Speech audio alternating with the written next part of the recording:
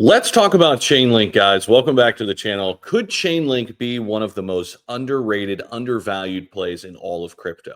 Well, I'm here to tell you guys why I'm invested in Chainlink. It hasn't been a sexy play in crypto, that's for sure. But could Chainlink literally be what Amazon is to the Web2 world? Could that be what it is in Web3? And if you guys don't fully understand how Chainlink operates, stick around in this video because we're going to break a lot of things down. Why Chainlink is an infrastructure play, why it's so unique, why it's so needed in the cryptocurrency space.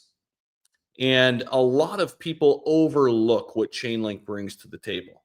Okay, so we're really going to talk about how Chainlink's Oracle networks work because we talk about Chainlink and these oracles, and a lot of people are like, "Oh my gosh, the oracles, they're amazing." But like, what do they actually do? And why Chainlink's oracles are expanding at a rapid pace, and what new services could solidify its role as kind of the infrastructure powerhouse of Web3.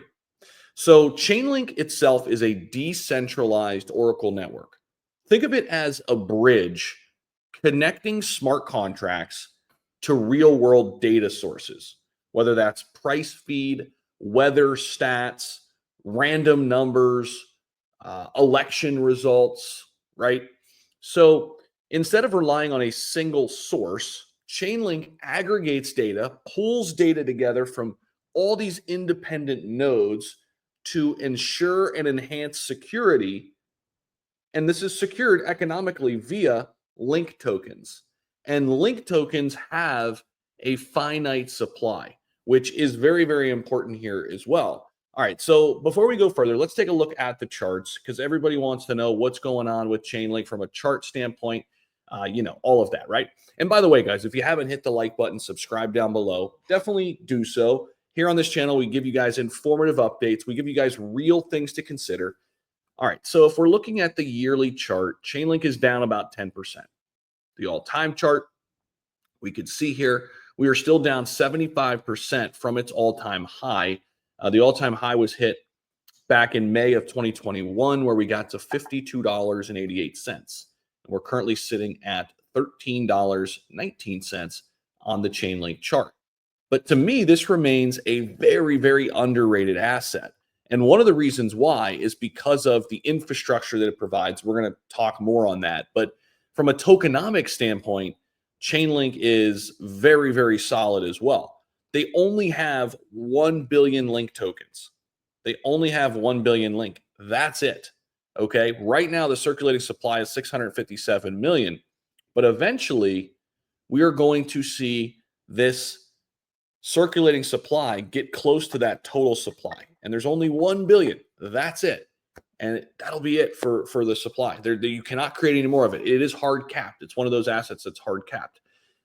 Now, getting back into kind of use cases and things like that here, keep in mind we do have XT Algo. So if you're looking at Chainlink or any of the other top cryptos and you want to make the best trades in the market, you could check out that link down below. Chainlink hasn't ran up yet, so could be a great time to check that out. I've got a ton of places for you to actually make the trades too. Crypto.com, recent partner, super pumped about that.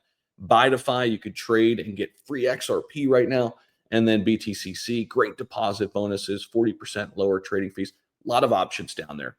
You'll find it in the description. So coming back to Link though, why else is this such an interesting play? Why else is this linked to kind of what Amazon does in the Web2 world? All right. So if we look at enterprise infrastructure, we look at the big players that are going to be coming into crypto, the big banks, the big companies. These players need reliability and they need to be able to scale. And that's what AWS, Amazon Web Services, offers in the Web2 world. Chainlink is doing the same for Web3. All right, so AWS offers what? Databases, computing, messaging. This is what Chainlink services do, right? With CCIP and price feeds. Chainlink isn't just for price feeds though. Services now include VRF for provable randomness, CCIP for cross-chain messaging, interoperability, and the new Chainlink functions platform linking Web2 APIs like AWS, Meta, Google, and all of these to smart contracts.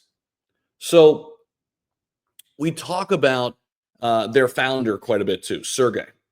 And he announced recently at a recent conference that two economic programs are coming: Scale, which is partnering with established projects like Avalanche, and then Build, which is supporting early stage dApps in exchange for tokenized fees. So they've also got staking coming, which is launching soon. There's a big thing happening with staking right now at the regulatory level, allowing users to then lock up links, secure the network, and earn rewards, right? This is going to be huge, starting with just 25 million tokens and expanding based on demand. So there's a lot of potential value, I think, coming in for the base, token, which is Chainlink. Now, if we come back over, to Chainlink, and actually let's go ahead and take a look at the coin perspective, because I know a lot of people, want to know where we could potentially go. All right, so let's look at Link here. And I'm just going to throw some interesting numbers out there, right? So this is if Chainlink had, Ethereum's market cap. But let's just put in price, where I think we could really, where our fair value is. I think, just given where we are right now, our fair value is, we could easily, I think, 10x from these levels, right? And this would pull us up to an $86.7 billion market cap, a 900% return, getting up to $131. I think this is very doable with the big institutional push coming in. So Chainlink's one of these assets I think is severely undervalued. Again, given what it's doing, it's literally following the footsteps of Amazon, what they did for the Web2 world, and trying to implement that into Web3. And with real world asset tokenization coming, with the big banks and the big players coming, the stablecoin, regulation coming, I am very, very excited about the future. And here's the founder. Let's take a look at this. Sergey had some interesting things to say recently on his feed over here, and it says, they're talking about the SWIFT system, but this was a recent post that I really like. Stablecoin regulation in the US will kick off a wave of new stablecoins all over the world. They will all need proof of reserves and cross-chain connectivity to be used as a source of payment for growing digital asset economy. Chainlink is the only platform providing proof of reserves and cross-chain connectivity in one system. This is before we look at the need for on-chain identity and the ability to use stablecoins as a form of payment.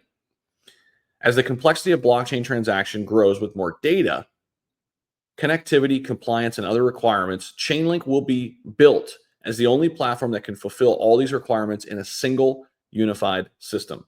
And this is why when I talk about Chainlink, guys, this is an infrastructure play, and it has a finite supply. This is why I think Chainlink is severely undervalued, and why I think it could be the Amazon of Web3, flying under the radar for now, but not for long. Let me know your guys' thoughts down below in the comment section. Don't forget to like the video, subscribe, ring the notification bells for more content like this. We'll see you.